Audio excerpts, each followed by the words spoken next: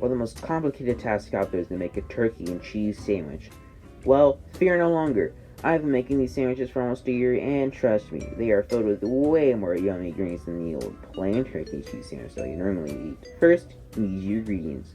2 pieces of white sliced bread, mayo, deli turkey of any kind. However, I like to use oven roasted turkey breast that is thinly sliced, as a nicer taste to it. Back to the ingredients. White American cheese, celebrity tomatoes, red onions, heart of romaine lettuce, and as a side snack, also add some potato chips, but that's optional. Now you have the ingredients, you need to prepare them. First, take your tomato and lettuce and wash them and dry them. Then take your onions, cut them up to thin slices. You also want to cut up your tomatoes to your desired thickness. However, I like mine sliced thin.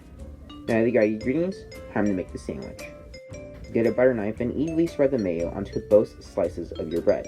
Put 3 slices of cheese on 1 piece of bread. Now, put 3 slices of turkey on top of the cheese. Next, place 3 slices of tomatoes on top of the turkey. Continue to build your masterpiece using 2 slices of onions placed on top of the tomatoes. Now take a piece of romaine lettuce that you washed, break it in half, and place it on top of the onion. Finally, put your other piece of bread, which should only have the mayo on top of everything else. Now you can take your hand and press it down on the sandwich so it's a bit easier to eat. You can also cut it in half. However, I like to eat mine whole. Now get your chips and enjoy your masterpiece of a turkey and cheese sandwich. Let's eat it!